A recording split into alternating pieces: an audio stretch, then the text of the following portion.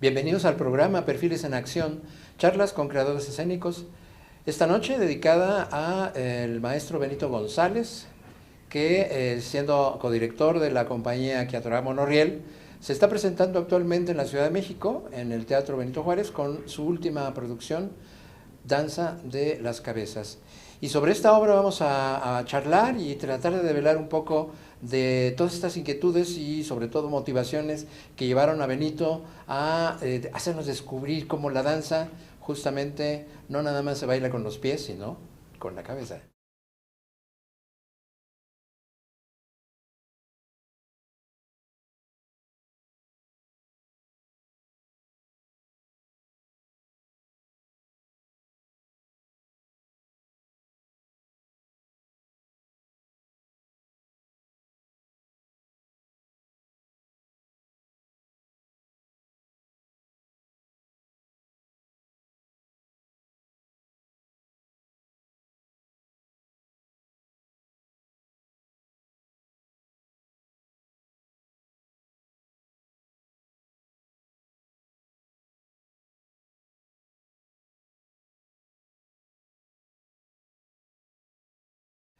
Pues bienvenido Benito, me da muchísimo gusto, no sabes cómo.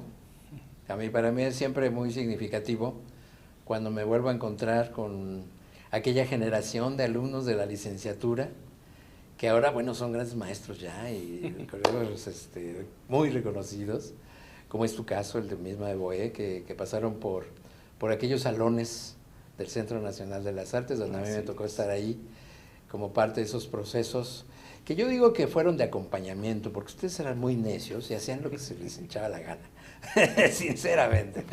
Y que aquello pues nada más, bueno, obviamente apoya lo que de algún modo está ya en ustedes, y a eso que ya estaba en ustedes, pues en tu caso, Benito, te lanzaste a hacer esa coreografía, pero tú ya traías un camino desde atrás.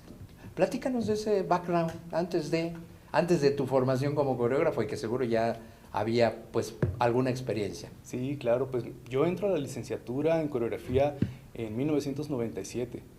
Yo tenía ya en la danza 10 años, casi 10 años. Sí, sí, sí. En 98 es cuando entré profesionalmente a Trusca, a formar parte de Trusca, un grupo de danza contemporánea pilar Ajá. de la danza en Sonora. Ajá. Esto fue en 1988, 89, por ahí es que empecé con ellos ya a bailar. Ajá. Entonces yo ya tenía más o menos un background bastante amplio cuando en el 97 decidimos Evo y yo entrar a la licenciatura en coreografía. No es sino hasta el 92 más o menos que formamos Quiatora Monoriel, que ya me adentro un poco más al territorio coreográfico, porque ya antes había probado con Trusca y algunos ejercicios que había hecho en CEDART, que yo estuve en CEDART. Había hecho ya algunos ejercicios coreográficos, pero siento que es hasta Quiatora Monoriel donde realmente ya me lanzo como coreógrafo, ¿no?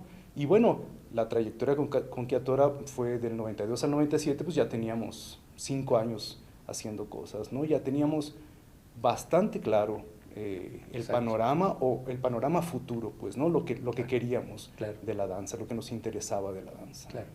Pero finalmente siempre es como interesante remitirnos a nuestros orígenes, porque algo de nuestros orígenes formativos, y no solo formativos, pero sino eso que nos acercó a ese oficio, en tu caso en la danza. ¿Cómo te recuerdas tú? ¿Qué era lo primero que empezabas a vislumbrar cuando como bailarín veías la danza y decías, sí es por aquí, pero me encantaría esto? O sea, ¿cómo definirías eso que tú veías en el origen y que cuando lo ves hacia adelante dices, pues es que no dejó de estar ligado a ese origen, ¿no? Claro, claro. Pues mira, yo entré a la danza, o lo primero que me impactó pues en la experiencia fue la transformación del cuerpo, ¿no? Como espectador, primero la fascinación por el movimiento, por el virtuosismo del cuerpo, pero después ya como intérprete de danza, el ver cómo mi cuerpo se iba transformando. Yo antes de eso en la secundaria, pues yo era el gordito de la clase, el que no quería hacer la clase de educación física y que sobornaba a su maestra con una dona o algo así para que me pusiera una calificación mínimo aprobable, Okay, ¿no? okay. Entonces, entrar a CEDART y de repente empezar a tomar clases de danza y después pasar a Trusca, fue para mí toda una experiencia, un cambio corporal, no solo mental, un cambio físico muy fuerte, y lo cual me sentí muy motivado, pues, ¿no? Pero después viene una experiencia, creo yo, fundamental para mí. Participé en una coreografía de Rodolfo y Saúl Maya, que en ese entonces Saúl Maya estaba con Antares. Ajá. Estaba por salir ya de Antares y me invita a mí, junto con Claudia Landavazo, Isabel Romero, a hacer una coreografía que se llamó Fascinación, Traslación, Vértice. La estrenamos en 1991, si mal no me acuerdo, acá en la Ciudad de México. Acá en el Teatro de la Danza la estrenamos, música de jazz. Ajá. Y bueno, eso fue toda una experiencia para mí. ¿Qué fue? ¿Qué lo caracterizó? Fue una cosa muy diferente para mí porque yo venía acostumbrado a un trabajo más técnico, más formal, más de 1, 2, 3, 7, 8. Y esto fue vivir una experiencia no solo corporal, sino emotiva también, en donde el movimiento surgía de mis propuestas, ¿no? De lo que yo como individuo podría aportar a la coreografía. Eso fue un trabajo colectivo realmente, ¿no? Y bueno, yo ahí dije, wow, esto es algo totalmente nuevo para mí, ¿no? Me transportó a otro lugar, a otro territorio, y creo que eso fue lo que me despertó a decir, bueno, me gustaría ahora a mí hacer también mis cosas, ¿no? Esa experiencia con Saúl Maya, sobre todo, fue lo que me impactó sobremanera. Pero antes de eso, creo que el rock para mí siempre ha sido como una constante en mi vida. O sea, yo entré a CEDART justo porque quería ser músico. Me engatusaron con la danza y bueno, ni modo, aquí me quedé. Pero realmente la música era lo que a mí me motivaba más. El rock para mí me transformó, digamos, en la adolescencia, ¿no? Y sigue siendo para mí, creo que una de las fuentes más importantes, ¿no? Y de donde yo tomo mucho para seguir adelante en lo coreográfico, ¿no? Y obviamente observando al rock no solo como una imagen rebelde de juventud, sino como todo un fenómeno que se dio y que viene desde el jazz incluso, pues, pero viendo como todas las ramificaciones del rock, cómo fueron tomando diversos caminos, pues, ¿no? Y cómo esos caminos se volvieron súper interesantes, a veces muy disímiles, pero que tienen un origen primordial, ¿no? Que es de alguna manera un tanto rebelde, ¿no? Claro. Tocas dos aspectos aquí que me interesaría mucho pues enfatizar. El hecho de esa danza que se genera del individuo, no solo de una técnica, no solo de una forma, no solo de un concepto estético, sino que de pronto te descubriste como creador, siendo bailarín, es decir, te dan la posibilidad de empezar a hurgar, a investigar y a descubrir, ¿no? A descubrir posibilidades en las que, bueno, la base técnica es importante. ¿Cómo en ese momento, y creo que hacia adelante, entre esta, vamos a decir, esta no formalidad, pero que sí tiene que ver finalmente con una estructura, ¿cómo establecer el equilibrio entre esa libertad o la formalización en cuanto a una estructura estética muy precisa? Para ti, ¿cómo empezaste a ver esas dos cosas, ¿no? Esos dos extremos, y que empezaron a dirigirte hacia Quevedo Monarriel finalmente? Claro, pues creo que las dos experiencias fueron fundamentales, siguen siendo fundamentales para la danza que hago. Es decir, la danza que hago es bastante personal, creo yo. La búsqueda de movimiento siempre parte de una necesidad, no necesariamente de virtuosismo técnico, aunque puede redundar o podría transformarse en eso, ¿por qué no? Pero la experiencia corporal para mí es un conjunto, digamos, entre como lo emotivo, digamos, la pulsión y la conciencia, la fantasía, ¿no? O sea, la conciencia de que tú eres un individuo que estás representando en ese momento, estás en el plano representacional de un asunto en específico, ¿no? Un tema, una coreografía a desarrollar.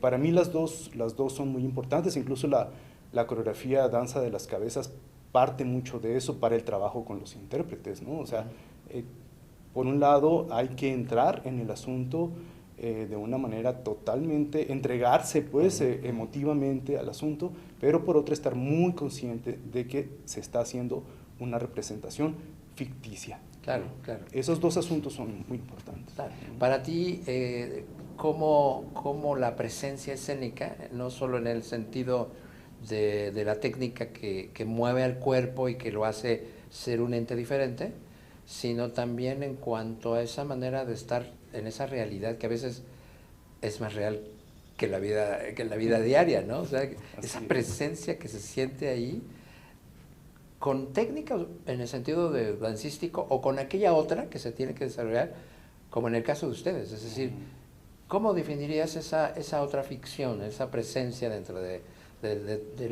la danza que, como dices, la que tú haces? Bueno, tengo que decir que las coreografías que he hecho han ido desde lo extremadamente virtuoso a nivel corporal hasta libre totalmente, ¿no? Hasta una libertad total a nivel de expresión corporal. Creo que para mí las dos son importantes y son vertientes que en ocasiones, dependiendo del tema que estás tratando, puede irse para un lado o para el otro, o conjuntar las dos también, ¿no? Recuerdo mucho una experiencia, justo la primera experiencia que tuve bailando la coreografía de Saúl y Rodolfo Maya, donde estaba yo en una escena, en un solo que tenía. De repente me metí tanto a nivel emotivo en el asunto que por un momento perdí la noción de qué estaba haciendo. O sea, de repente sí estaba viviéndolo tan a fondo que por un momento no supe si estaba en el foro, dónde estaba, y tuve que como bajar inmediatamente para poder seguir con el hilo de la coreografía, ¿no? Entonces, creo que es importante ese equilibrio de las dos cosas, mantenerlo, pues. Y bueno, me refiero a la ficción, sí, como un estado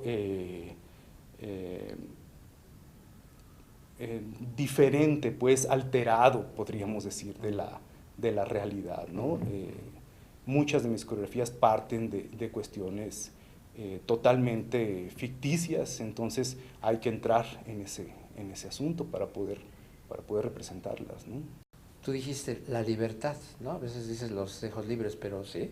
Es decir, ¿hay esa libertad en el sentido de hacer cualquier cosa? ¿O es esa otra libertad dentro del marco en la que uno puede hacer lo que sea, pero no te puedes salir por la ficción? Claro. Justamente, ¿no? ¿Cómo manejas tú ese concepto? No, normalmente mis coreografías, casi podría decir que todas, no necesariamente todas quizá, pero casi todas se trabaja dentro de un rango acotado, ¿no?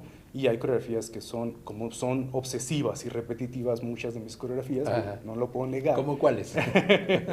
Pues igual a 6, a las de Madonna, esta coreografía de la Danza de las Cabezas, Imenborgos, un trabajo que hice con Producciones La Lágrima. Es decir, la repetición ha estado constante en mi trayectoria por muchos años, ¿no?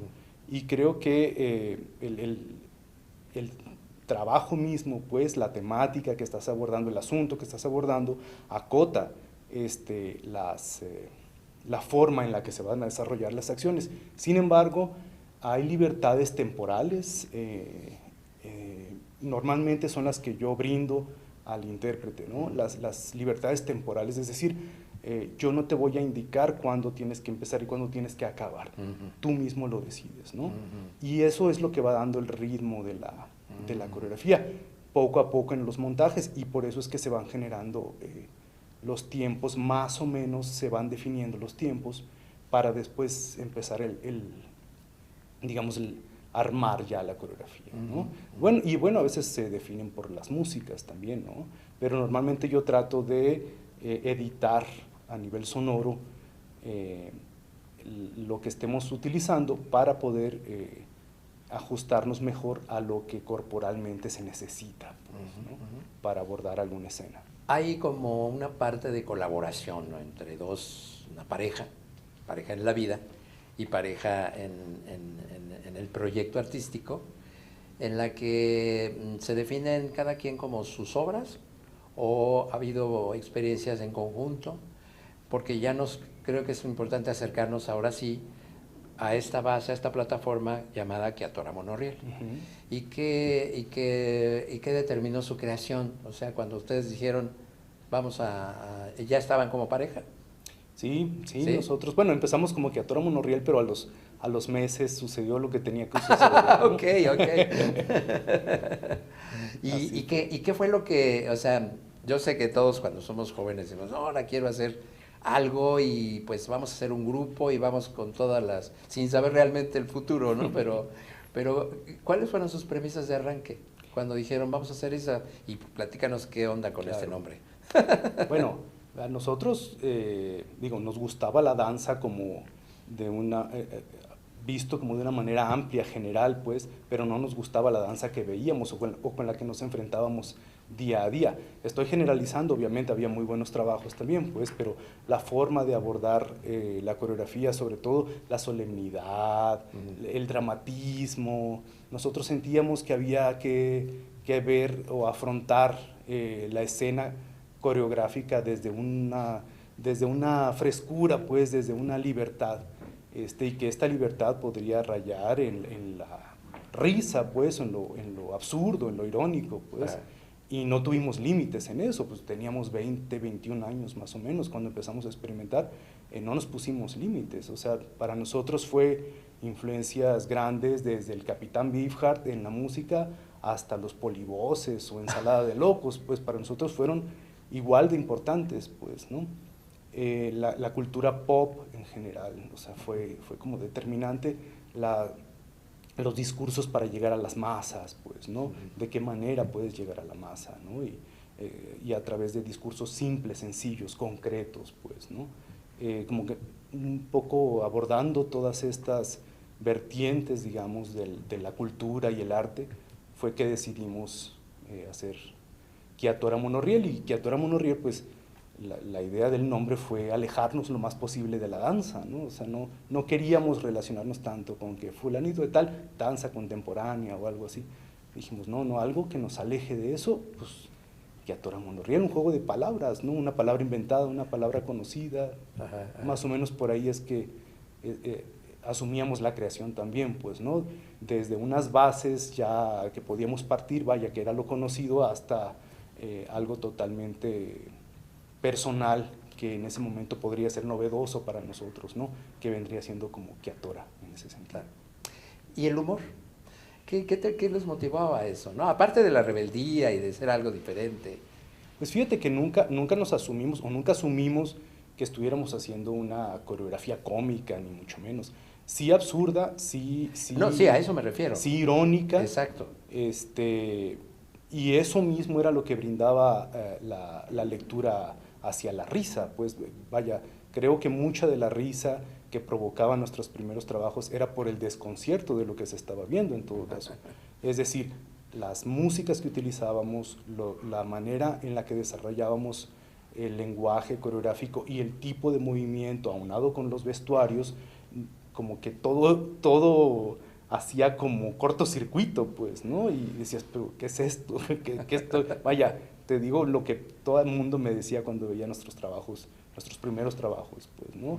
Y como te digo, no nos poníamos límites para eso, al contrario, ¿no? Nos fomentábamos incluso esta libertad creativa, pues, ¿no? Y decir, bueno, vamos a hacer una coreografía sobre observar la tele aburridos, pues, ¿no? Sí, bueno, ¿cuál obra fue esa? Se llamaba El regreso de Dani Cruz. Ajá. Y bueno, era sobre eso la coreografía, ¿no? Y no había por qué darle un tinte dramático ni nada al asunto, simplemente era lo que era, ¿no? Claro. ¿Y qué tal la colaboración? Es decir, Evoe tiene sus proyectos, sus propuestas, claro. Se dirige, el tuyo, en esa parte, ¿cómo funciona? Yo creo que desde el principio hubo una complicidad muy fuerte, ¿no? A priori de los trabajos incluso, es decir, desde la manera en la que asumíamos la investigación artística en general y de cómo nos gustaba también asumirnos en ese momento, pues, ¿no? Creo que desde un principio tanto Boé como yo teníamos voces diferentes, pero nos sentíamos súper apoyados. Hubo un proceso largo de asimilarnos el uno al otro, una conjunción donde no podíamos separarnos, éramos como siameses, Boé y yo, pues, ¿no? Nos gustaba jugar a la androginia, nos gustaba parecernos, de repente nos vestíamos iguales, nos cortábamos el pelo iguales. Entonces, digo, es natural, pues, ¿no? Una pareja que comparte no solo a nivel intelectual o artístico, sino también a nivel carnal, digo, tiende a hacer esta fusión, pues, Sí. ¿no? Que para nosotros fue importante en un momento, pero aún así, aún con esa unión que teníamos, creo que las voces eran voces independientes. Hicimos algunos trabajos en conjunto, sí, fueron trabajos muy, muy padres también. ¿Cómo cuáles? Por ejemplo, Los Radicales Libres fue un trabajo que hicimos en conjunto. Okay. Ahorita no recuerdo específicamente, pero hay algunos trabajos por ahí. Sí, sí. Torita, la Litumarta, uno de los trabajos más padres que hicimos junto a Isabel Romero también. Ajá. Ese fue un trabajo que hicimos como en tríada, ¿no? Y fue un trabajo pues, para nosotros memorables, ¿no? Claro. Pero poco a poco, digamos, las necesidades van cambiando, las necesidades de esta desunión ya pues para asumir una voz mucho más propia, pero totalmente influenciada del otro. Yo puedo decir que hasta la fecha en mis trabajos sigue estando Boé presente, aunque Boé no esté en el proceso para nada, absolutamente, pues, claro. ¿no? Pero seguimos dialogando, seguimos platicando día a día en los procesos y de cómo vamos, y nos seguimos compartiendo hasta la fecha. Claro. Bueno, pues yo creo que sería importante ya adentrarnos en esta última de tus obras, en esta última obra, la danza de las cabezas, y que se está presentando en el Teatro Benito Juárez. Vamos a ver un fragmento, vamos a continuar viéndolo, porque empezamos precisamente con la primera parte de esta obra que Danzanet ha cubierto para ustedes, y regresamos en un momento.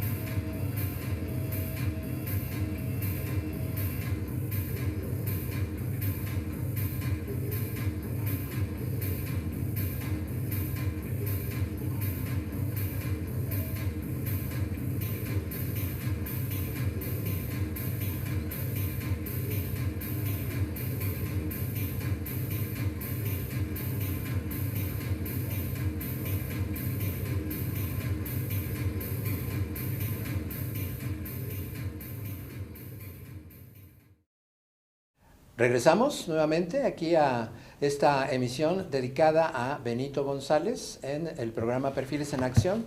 En esta ocasión, justamente pensando en esta obra Danza de las Cabezas que pudimos presenciar en el Teatro Benito Juárez, siendo que ya se había estrenado, me parece que en el Foro La Caja. Es así, ¿verdad?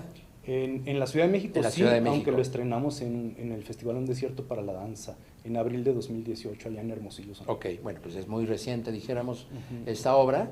Es de tu autoría.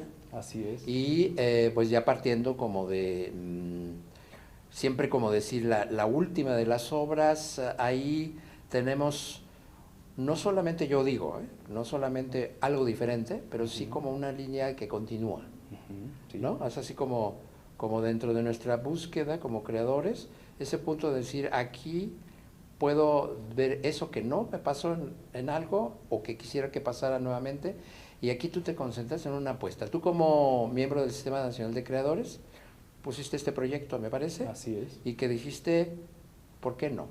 ¿No? ¿Tu hipótesis cuál fue? Una coreografía partiendo únicamente del movimiento de la cabeza. Esa es la premisa, digamos. A veces lo más sencillo resulta ser así interesante, ¿no? Porque a veces uno se puede complicar con proyectos Sí.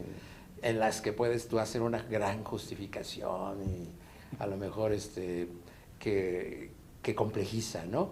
Pero no deja de ser complejo. Así es. ¿Cuál es vamos a decir, ya está la hipótesis, ya está la premisa? ¿Y cómo se desarrolla esto en base a qué referentes? Pues mira, la coreografía de las cabezas, o una coreografía referente al movimiento único de las cabezas, es algo que venía yo maquinando desde los principios de Quiatora Monorriel. O sea, es un proyecto que ha seguido en mí, que nunca había tenido como forma de sacarlo. Sentía que no se cocinaba todavía del todo, ¿no? Y después pensé en hacer una coreografía referente a la fe religiosa y al fanatismo de la fe religiosa específicamente, ¿no? Y dije, bueno, ¿por qué no conjuntar las dos líneas de investigación, ¿no?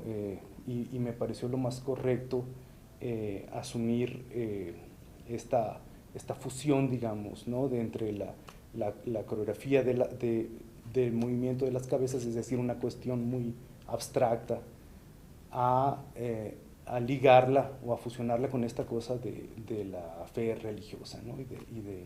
y de la entrega total. ¿Del rito?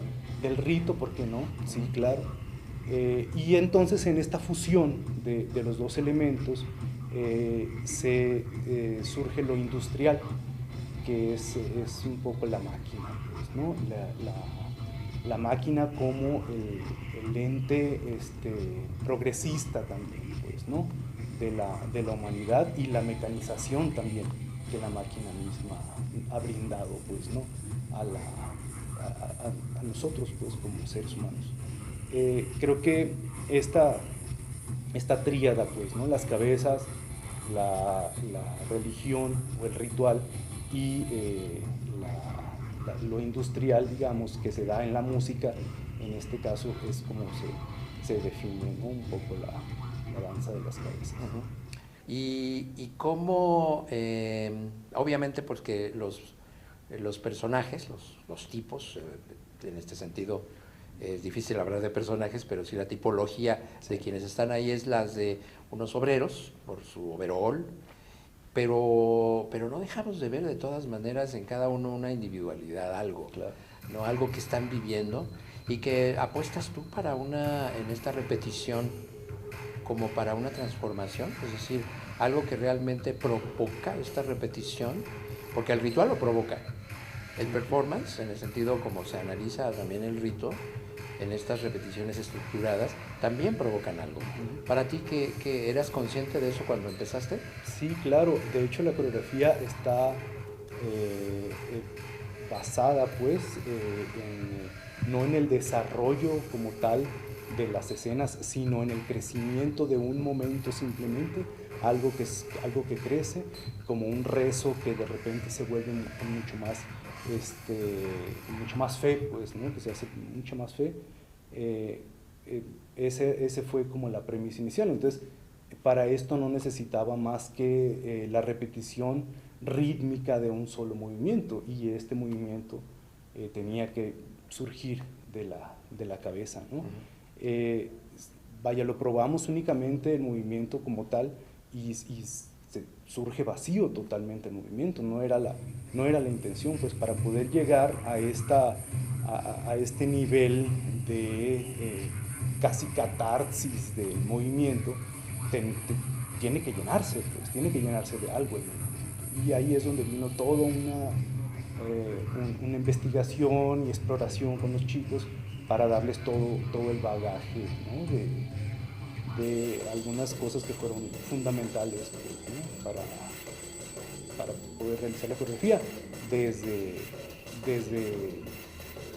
ver misas grabadas en YouTube, por ahí que hay miles, misas donde es evidente el fanatismo religioso, hasta, ¿por qué no?, danzas tribales también, y algo que fue también importante, los 2 minutos de odio de 1984, de George Orwell también, que es una escena como catártica, también un momento catártico en la novela de Orwell, muy importante también fue para la coreografía, ¿no? Para el desarrollo de la coreografía. Claro, no solo es la cabeza como la cúspide de la columna vertebral, claro, porque todo el movimiento está sustentado desde los pies, así es, la columna vertebral, y la cabeza como esa salida de la energía.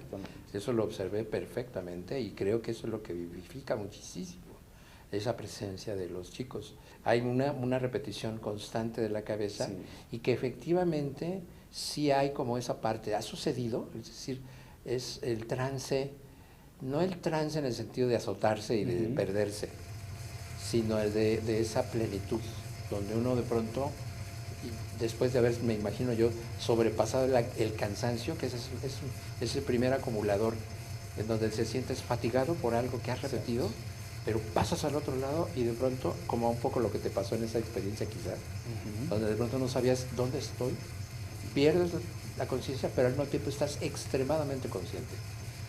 ¿Cómo has pasado? ¿En este caso ha sucedido? Sí, con los chicos es común, pues, que después de una función los vea yo alterados, pues es lógico, después de 40 minutos de un movimiento, de una reiteración de un movimiento, o de una serie de movimientos, podríamos decir, es lógico esperar esta alteración, pues, ¿no? Corporal y mental. Y de conciencia, ¿no? Sí, totalmente. Pero siempre estamos tratando como de justo de aterrizar esto, pues, ¿no? Y bueno, hay una conciencia corporal, sí, que hemos ido trabajando, lo de plantarse bien en el piso, por ejemplo, este trabajo que dices desde la columna vertebral, pues, ¿no? Que lo hace mucho más orgánico también, y mucho más primitivo, podríamos decirlo, ¿no? Es decir, independizar únicamente la cabeza a hacer esto, involucrar la cabeza junto con la columna vertebral, lo vuelve mucho más rítmico, podríamos decir, mucho más orgánico al asunto, claro, que en este caso queremos tratar, pues, ¿no? Pero sí es evidente que los chicos les cuesta a veces trabajo pasar de una escena a otra, pues, ¿no? Hay unos puentes por ahí en la coreografía en donde son justo para tomar aire, para decir, bueno, aquí estoy, voy a seguir adelante, y la siguiente escena siempre se inicia de menos a más, ¿no? Va siempre de menos a más, las escenas están planteadas así, no llegarles desde cero, sino te tienes que ir llenando, pues, ¿no?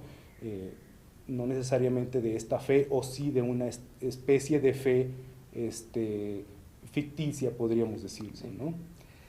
Y sobre todo en el marco de la coreografía, porque bueno, yo vi diseños, es decir, hay diseños, es diseños desde donde tú lo ves, de cómo en estos tránsitos entre una escena y otra se van dando, y que uno lo va, es decir, hay repetición, pero no hay repetición, o sea, porque cada escena tiene sus propias características, y cuando digo diseño me refiero a los desplazamientos, a las maneras en cómo no todos hacen lo mismo, ¿no? Donde se van creando hasta, no sé si hay canon, o no, yo no me acuerdo de eso. No como tal, más bien hay una especie de síncopa que se da por ahí. Sí. Y la música. Háblanos de la música, de quién es quien está atrás y por qué para ti fue tan importante descubrir a este, me decías que es español. Es un grupo español, es se un llama grupo español. Esplendor Geométrico, sí, pues digamos que podrían ser los padres de la música industrial, ¿no? O al menos uno de los padres de la música industrial. Iniciaron desde principios de los 80s por allá. Y bueno, podría decir que la coreografía Danza de las Cabezas es una especie de homenaje también a la música industrial, pero en específico a Esplendor Geométrico. Pues su discografía es amplia y es muy interesante realmente, ¿no? Creo que ahí es donde estoy depositando gran parte del imaginario de esta cosa que le hemos dicho neotribalismo industrial de repente, pues, ¿no? Y que ellos mismos más o menos han dicho algo así de su trabajo sonoro también. Yo intenté hacer la música de esta coreografía, pero no me acerqué ni al 5% de lo que Esplendor Geométrico logra, entonces yo necesitaba esa potencia justo para hablar de lo que tenía que hablar. Y sí, la música se vuelve totalmente maquínica, pues, es decir, son ruidos de máquinas, ruidos como tales, ¿no? Son persistentes, pero justo en la repetición, no solo de la música de Esplendor Geométrico, yo podría decir de la música en general que tiende a la repetición, siempre está respirando, es decir, no es exactamente igual, siempre hay sonidos que le están dando volumen, siempre hay cosas que se están moviendo, nosotros lo podemos escuchar claramente, y eso, ahí es donde se sustenta también la temporalidad de Danza de las Cabezas, es decir, hay una repetición en el movimiento, sí es cierto, pero esta repetición no necesariamente es igual todo el tiempo, puede subir en intensidad, puede bajar, puede de repente desfasarse de la música, puede volver a entrar, es decir, siempre está respirando, pues, ¿no? Para mí la repetición siempre tiene que respirar, si no se torna justamente monótona y aburrida y vacía. Antes de pasar a la última, menciónanos a tu equipo. Claro, mira, está en Danza de las Cabezas, está Gisela Olmos, está Jorge Motel, que ya ha trabajado con nosotros desde Hermosillo, se vino para acá a seguir trabajando con Quiatora Monoriel, está Brian Solís, en esta ocasión está Edgar Paul, que está sustituyendo a Guillermo Aguilar, de Querido Venado, que originalmente él estaba en el montaje, y está Fausto Gijón, un chico peruano, y no, ecuatoriano. Ecuatoriano, sí. También egresado de la licenciatura en coreografía. Y está Inti Santamaría, que con Inti he hecho una relación muy estrecha, de hecho estrené este año un dueto entre Inti y yo también. Ah, ¿no? Qué bien, muy bien.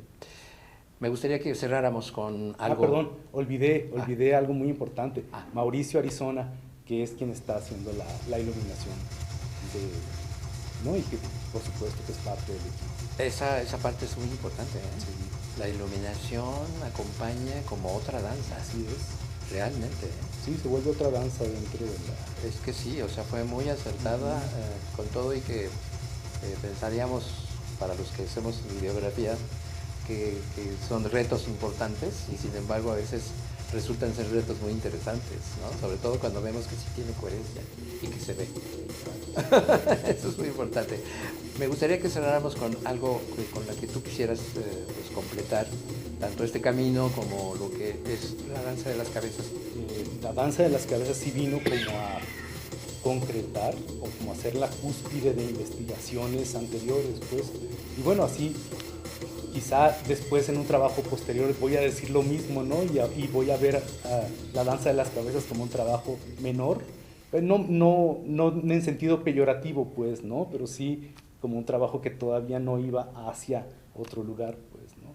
Pero yo creo que más bien son vertientes, o sea, esta cuestión de la repetición para mí ha sido una constante, una repetición, vaya, pues, desde hace ya muchos años que vengo investigando sobre esto. Y creo que estoy, justo con la Danza de las Cabezas, siento que empecé a vislumbrar otras nuevas vertientes también, ¿no? de la repetición. vaya, no es que vaya a seguir con esto toda mi vida, me gusta de repente probar diferentes cosas, pues, ¿no? Pero esta cuestión, lo cíclico, hasta lo primitivo del pulso, de sentir el pulso, me parece muy básico, muy importante, ¿no? Y ahí es donde radica el origen de la danza, podríamos decir.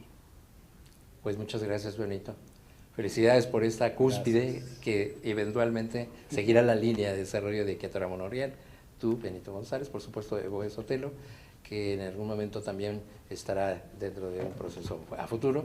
Y pues muchas gracias por haber aceptado estar con nosotros en esta emisión.